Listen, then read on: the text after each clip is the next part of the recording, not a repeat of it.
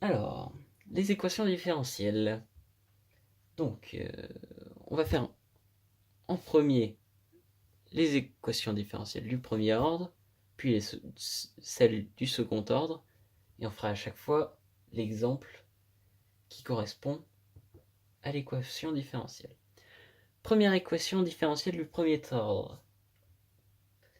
On va faire l'équation de la forme y' plus ay est égal à 0. Donc, important à préciser, qu'est-ce que notre a et qu'est-ce que notre y? Donc notre a, c'est une constante qui appartient au réel, donc soit dans les moins ou dans les plus. Et notre y, c'est une équation qui est dérivable une et deux fois, tout simplement. C'est juste une équation. Et cette équation, si cette équation différentielle elle est f de x est égal à c, donc notre constante, une constante qui n'est pas a, c'est important à préciser, ça n'a rien à voir, fois exponentielle de moins a x. Donc, ça c'est une constante que nous ne sommes pas obligés de préciser, on va dire, qu'on ne pourra préciser que dans certains cas, que je vais expliquer juste après. Ce a, c'est exactement ce a ici, et toute cette équation-là, c'est notre y, tout simplement. Donc, ce c, on le trouvera que dans le cas où dans l'énoncé, on nous donne f, on va prendre x0 comme exemple, f de x0 est égal à y0. C'est tout simple, hein. C'est de la résolution d'équations de base. Mais je l'expliquerai quand même dans l'exemple que je vais faire dès maintenant. On va délimiter. Voilà. Notre espace, c'est notre première équation différentielle du premier ordre. Ici, on fera la deuxième plus tard. Donc, j'ai préparé un exemple tout de suite. C'est parti. Donc ici, on va appliquer tout simplement notre petite équation. Ici, on repère notre y' plus AY. Mais ici, on voit quelque chose, c'est qu'il y a une constante sur notre Y'. Et ça, on n'est pas content. Ça, on n'a pas envie. Notre Y', il doit être tout seul. La constante, elle doit être uniquement sur notre A. Donc, qu'est-ce qu'on va faire? C'est qu'on va diviser tout le terme, ici, par 4. Bien sûr, dans la logique, on est censé diviser ici de même, mais vu que c'est un 0, qu'on divise, on s'en fout un peu. Donc, y', on divise tout par 4, du coup, ici, nous nous trouvons avec 3 quarts. Y toujours égal à 0. Et ici, on pourrait marquer, on va faire, oh, je voulais faire en plus fin, mais bon, je vais faire en pointillé. On pourrait diviser par 4, mais on s'en fout, ça ne change rien, ça restera à 0. Mais c'est important à préciser, parce que vous verrez, lors de la deuxième équation différentielle du premier ordre, ça aura son importance. Donc ici, nous avons notre A. Et donc, comme nous connaissons notre A, ça va nous permettre de écrire notre équation en prenant notre modèle ici. Notre A, c'est lui. Notre A, c'est lui. Il est ici. Et donc, notre C, qu'on ne connaît pas, mais qu'on connaîtra grâce à ceci, fois exponentielle de moins 3 quarts. Parce que là-bas, c'est moins A de x. On n'a pas oublié. Mais ici, on voit un truc. Là, dans notre exemple, nous n'avons pas f de x 0 est égal à y0. Nous avons f'. f'0 est égal à moins 6. Mais là, ça va pas trop changer notre vie, je vous avoue. On va juste dériver cette fraction ici. Cette équation ici. Ici, on voit que c'est de la forme e de u de x avec moins 3 quarts x. Et ça, c'est notre constante. Du coup, honnêtement, notre constante, on s'en fout. Donc, dans notre f' de x, voilà.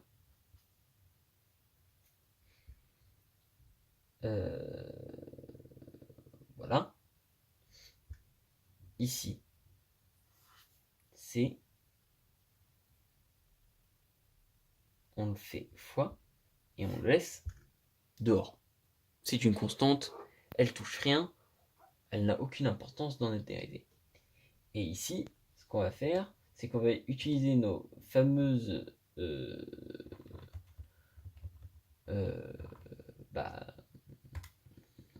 dérivées qu'on a appris, bien sûr, par cœur.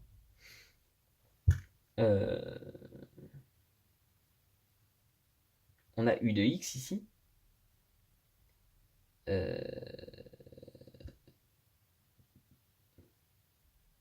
Je crois que mon exemple sur les livres est faux. Est-ce que par hasard il serait faux? Est-ce que par hasard il serait faux? Non, il n'est pas faux. Donc là, on met notre 3 quarts de moins 3 quarts. Parce qu'en fait, ici, on utilise donc la formule e de u de x qui donne u' de EU. Ici, notre u de x, c'est moins 3 quarts x. Donc ça, c'est notre u. Et notre u', il est moins 3 quarts. Vous le voyez, notre u' ici, notre u', ici, notre moins 3 quarts x. Et là, on a notre moins 3 quarts e de moins 3 quarts x. Et donc on a ça. On a ça. Et donc là, on est parti pour l'application numérique. On n'a même pas besoin de faire entrer le C. C'est se compliquer la vie. Surtout que les exercices ne sont pas là pour être piégeurs et ne vont pas faire des valeurs de E impossibles. On va voir ça. Ici, f' de 0. Bon, déjà, quand vous voyez un 0 en x pour ces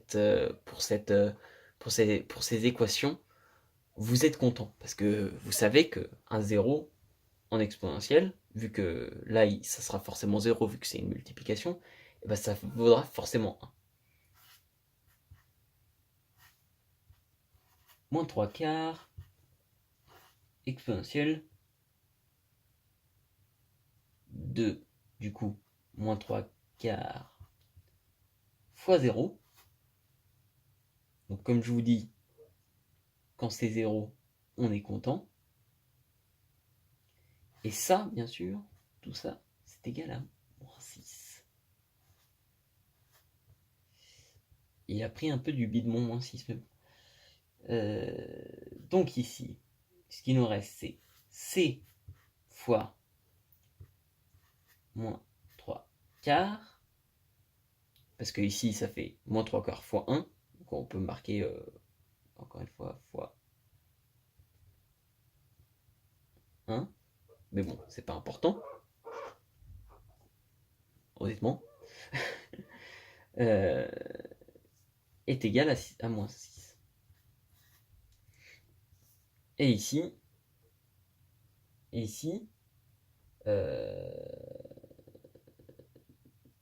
tout simplement, ce qu'on va faire, c'est qu'on va, vu que c'est une multiplication, là il y a deux méthodes. Honnêtement, moi je suis du camp des feignants. J'ai pas envie de diviser par moins 3 quarts. Je me dis c'est trop compliqué, même mon cerveau il suit pas. Du coup, moi ce que je fais sur ma calculatrice, c'est que je vais faire par exemple x4, parce que ici je vais faire x4 ici pareil, et du coup je vais supprimer mon, mon 4 en dessous, et il me restera moins 3, donc x4, et donc là ici je fais 4 x 6, 24, moins 24 du coup, et moins 24 divisé par moins 3, logiquement ça nous fait 8. Mais vu que je suis pas très sûr de moi, je vais quand même le taper à la calculatrice. Et voilà, ça fait 8. Donc, ici, ça nous fait 8. Je rappelle le calcul que j'ai fait. J'ai fait fois moins 1 tiers fois 4. Et ici, ça nous donne 8.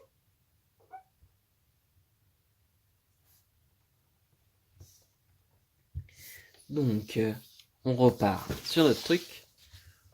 Et là, on va commencer à aller un peu plus vite, parce que c'est presque la même chose. Quand même. Et puis l'exemple est un peu plus facile. Donc, y' plus AY. D'accord? Là, vous vous dites, ça n'a rien changé. Mais en fait, ça change ici. C'est que ce n'est plus égal à 0. C'est égal à un nombre B. Un beau nombre B qui va bien nous casser les pieds.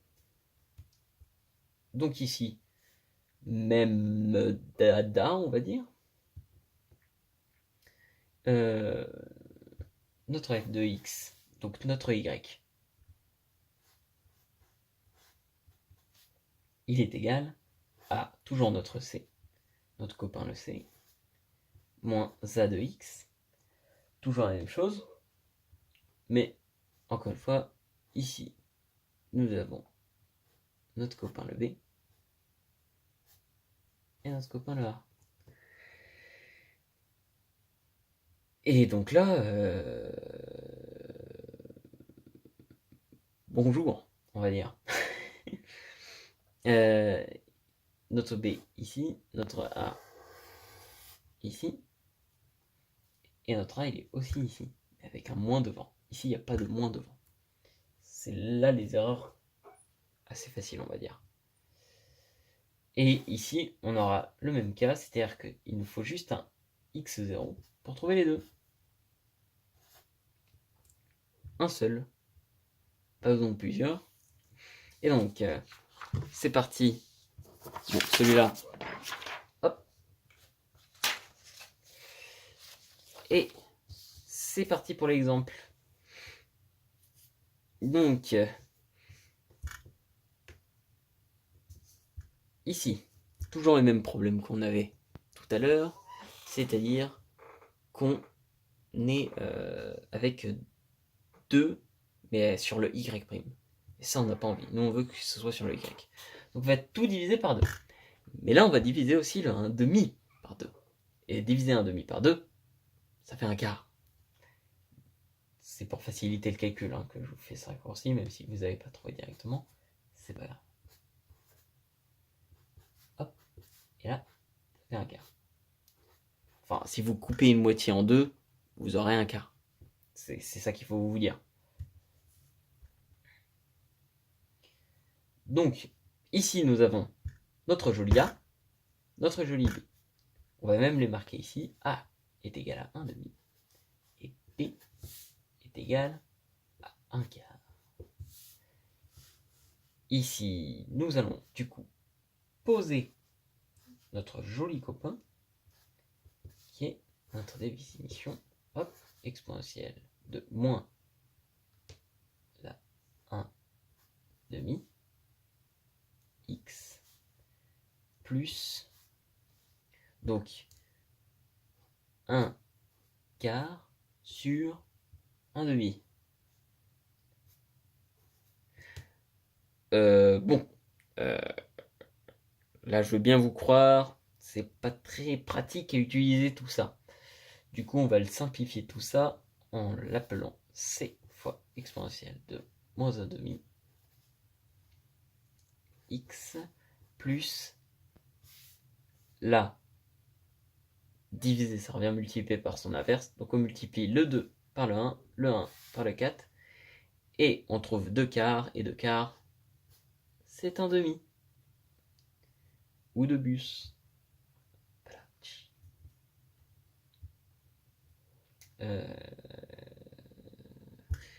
Je me suis déconcentré avec ma blague de merde. Donc là, on a f de 0 est égal à 0. Et là, on peut remercier le Seigneur, je pense, parce que, comme je vous dis, les zéros, c'est nos copains. Les zéros, ça fait des 1. Donc f de 0 est égal à c fois exponentielle de moins 1/2 fois 0 plus 1/2. Et ça, tout ça, ça fait 0. Tout ça, ça fait 0. Et tout ça, si ça fait 0, exponentielle de 0, ça fait 1. Du coup, on se retrouve avec notre c. Ah, et bien sûr, ici, c'est égal à 0. Comme on le voit ici. f de 0 est égal à 0. Du coup, notre c, c'est égal à... c'est égal à quoi? C'est égal à c plus 1/2 égal à 0. Et donc là, on soustrait 1/2 ici pour n'avoir que c. Et notre c, c'est moins 1/2. Donc là, vous pouvez vous amuser à remplacer ici votre c par moins 1/2. Et vous aurez votre fonction particulière. C'est-à-dire que ça ne fonctionnera que dans le cas où votre fonction f de 0 est égal à 0. Ce ne sera vrai que dans ce cas-là. Tout exactement la même chose que pour le premier exemple que j'ai donné. Et donc là, on va passer au côté difficile, le second ordre. C'est pour ça qu'on va essayer d'aller vite. Quand même, parce que ça fait quand même 19 minutes. Faudrait peut-être que j'apprenne à prendre mon temps. Mais bon, c'est que ma deuxième vidéo. Soyons indulgents. Même moi. Donc, notre équation différentielle, maintenant, il y a des, ce que j'aime appeler des primes-primes, mais ce n'est pas du tout des primes-primes, de y est égal à 0. Donc, y second plus oméga au carré est égal à y est égal à 0. Enfin, fois y est égal à 0.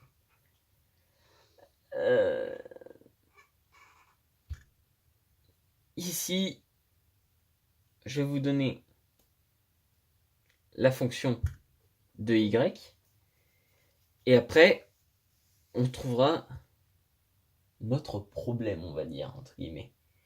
Ici, notre f de x, c'est a fois cos de oméga x plus b de sinus oméga x. Et là, alors déjà on a plusieurs problèmes, mais il y a des problèmes qui peuvent être, entre guillemets, ignorés. Notre b et notre a, au final, c'est exactement notre constante c, mais sauf qu'on en a deux, et elles peuvent être différentes, comme elles peuvent être totalement égales. Mais c'est à distinguer. C'est-à-dire que vous n'en trouverez pas une en même temps que l'autre. Sauf si vous réussissez à faire des égalités. Mais notre plus gros problème, c'est que ici, notre oméga, il est au carré. Donc, lorsqu'on aura un chiffre dans notre équation, il faudra se dire, attention, ce chiffre dans l'équation, c'est le carré du oméga qu'on veut. Du coup, pour trouver ce oméga, ça va paraître un peu stupide, mais c'est notre oméga au carré. Ici, comment on fait cette égalité? Et ben on rajoute une racine carrée. Et du coup, pour trouver ça, il faut faire la racine carrée de ça, de ce nombre-là. Et on trouvera ce W qui est le même que ce W-là. Donc au final, c'est pas si loin. Et donc, pour trouver ça, on a besoin de deux valeurs. F de x1 est égal à y1 et f de x2 est égal à y2.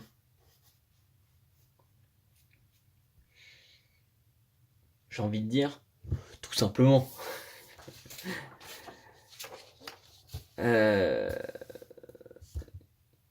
Donc là, on est parti. Donc là, vous voyez, on a toujours un problème, c'est qu'on veut pas de chiffres sur notre y second. On ne veut pas. On n'en veut pas. Du coup, on va tout diviser par 2. Et du coup, on aura y second plus 4y de 0. Ah oui, j'ai pas dit, mais à ce moment-là, si vous voulez, vous pouvez mettre pause et essayer de le faire dans votre coin. Là, il n'y a aucun problème. Et après, on corrige ensemble. Donc, ici, notre... donc, mettez pause. Sinon, bon, tant pis. Ici, notre 4. J'ai dit qu'il y avait un piège. C'est qu'on va pas le mettre comme ça dans notre fonction ensuite.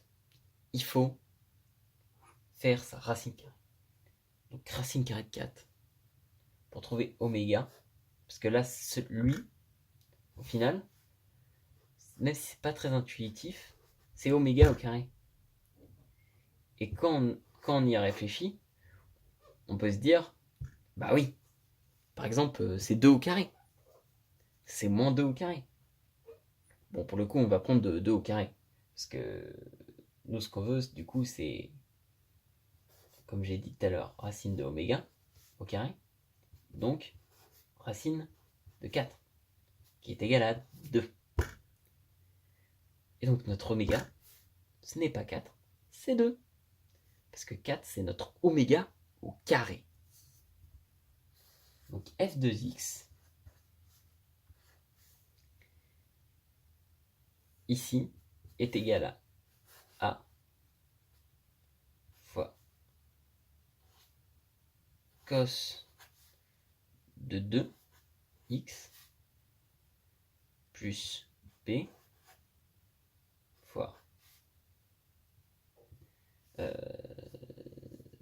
sin de 2x.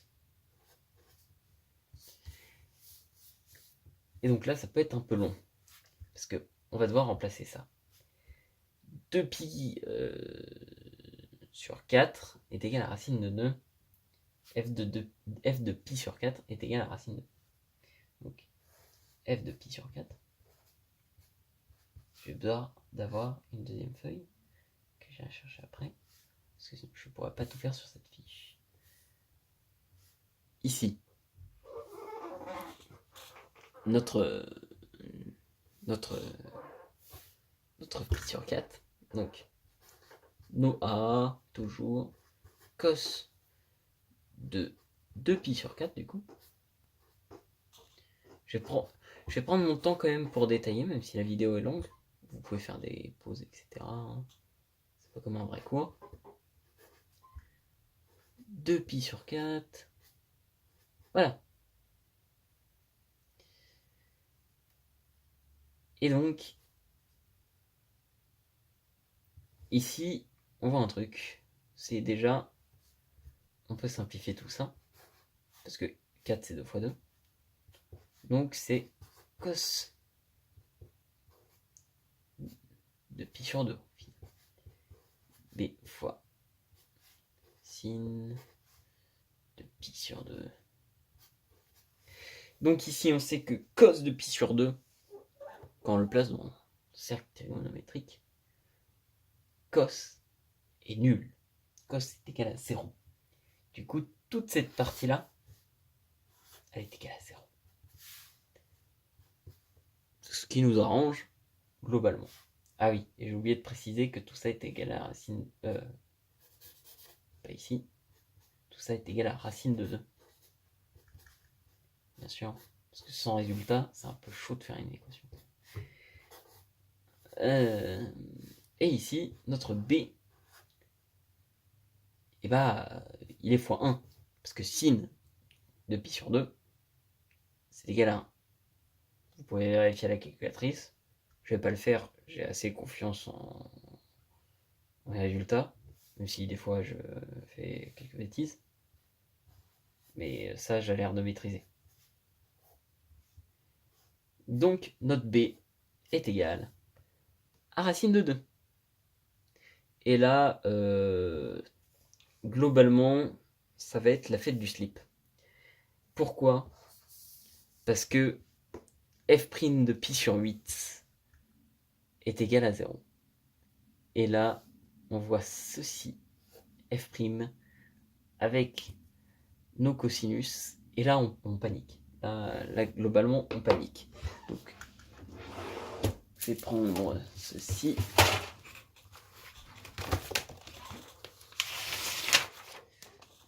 Mais ne vous inquiétez pas, hein, c'est normal de paniquer. Moi aussi, je panique quand je vois ça.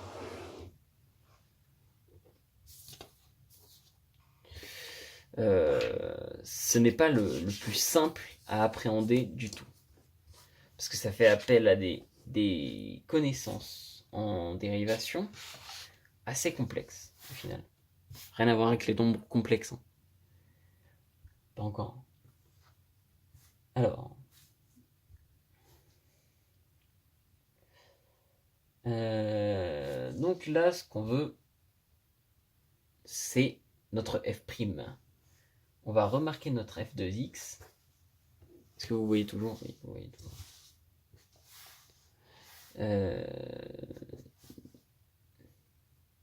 Du coup, on n'a toujours pas notre a. Cos de 2x plus racine de 2, parce que là on a de b, fois sinus de 2x. Et là on va utiliser deux formules qui sont quand même pas mal les meilleures. Deux formules de dérivation qui sont cosinus de a x plus b, sa dérivée c'est moins sinus, moins a, je veux dire, excusez-moi, moins a sinus de ax plus b. Ça ne change pas. Et pour sinus, c'est la même chose. Mais vu que sinus, ils sont plus sympas, c'est juste cos, enfin a cos, j'oublie toujours, a cos de ax plus b. Et ça va nous aider, étant, en fait, c'est le seul truc qui va nous aider pour notre dérivée. Donc, ça, c'est toujours des constantes qu'on laisse à l'extérieur, comme le c. Comme ça, il ne nous enquiquine pas. Quand on fait cos de 2x, là, notre a, c'est 2. Et on n'a pas de b. Notre b, c'est 0. Donc, on s'en fout. Mais il ne faut pas oublier ceci, le moins. Et donc, moins 2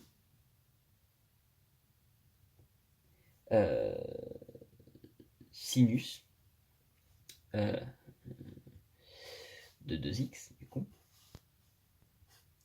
plus racine de 2, entre parenthèses, 2 cos de 2x.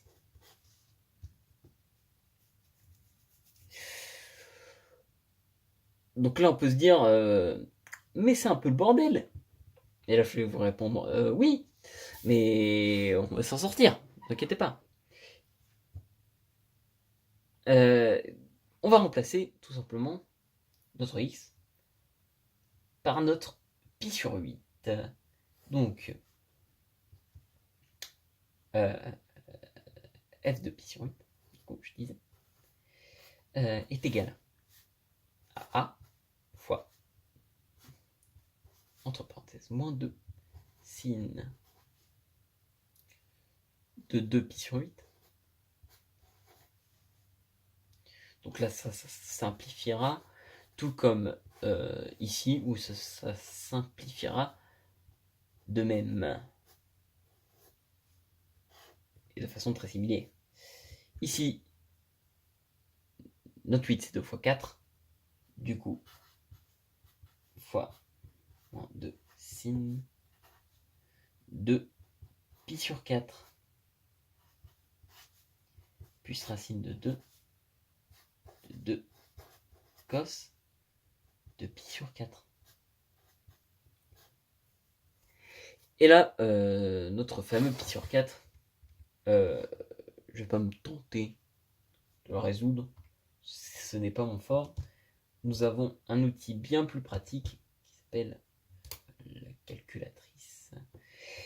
Et donc, notre A fois, donc là, nous allons, notre signe de pi sur 4, nous voyons, vous ne le voyez pas sur ma calculatrice, mais sinus de pi sur 4 est égal à racine de 2 sur 2. Et je vais détailler, on a le temps. Moins 2 fois racine de 2 sur 2. Excusez-moi. Et racine de 2, du coup, cos de pi sur 2, 2 pi sur 4, maintenant. Ça fait exactement la même chose, et c'était prévisible. Mais bon. J'ai pas voulu trop réfléchir, tant pis. Ça va prendre. Et donc, A fois moins 2 fois racine de 2 sur 2. Et ben en fait, ça s'annule. Ici le 2 et le 2. Et du coup, nous nous retrouvons avec moins racine de 2. Et ici, au final... Ah oui, j'ai oublié de préciser, toujours la même erreur. Mais c'est aussi pour m'entraîner moins que je le fais. Ici, c'est égal à 0. 0. Donc, voilà. Racine de 2 fois, ici, ça s'annule pareil, racine de 2. Donc, racine de 2 au carré, ça fait 2.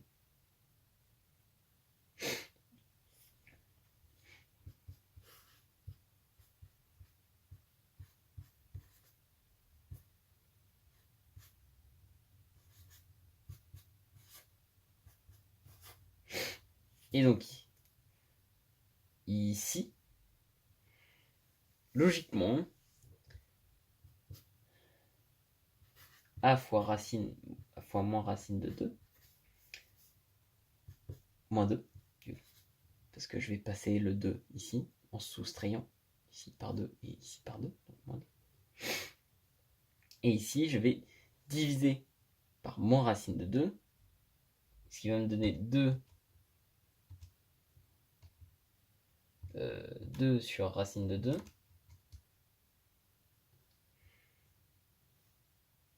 Et du coup, ça fait A est égal à 2 racine de 2. Et en fait, 2 sur racine de 2, ça donne bien ce que je pensais, c'est-à-dire que ça donne racine de 2. Et donc, comme je disais tout à l'heure, A et B, ça peut être la même chose. Vous voyez? Racine de 2 et racine de 2. Et même si j'ai fait un truc assez long, assez redondant, on tombe sur le bon truc. Et donc là, par exemple, ici, vous avez juste à remplacer le A par racine de 2, le B par racine de 2, et vous avez votre équation propre à cette fonction-là.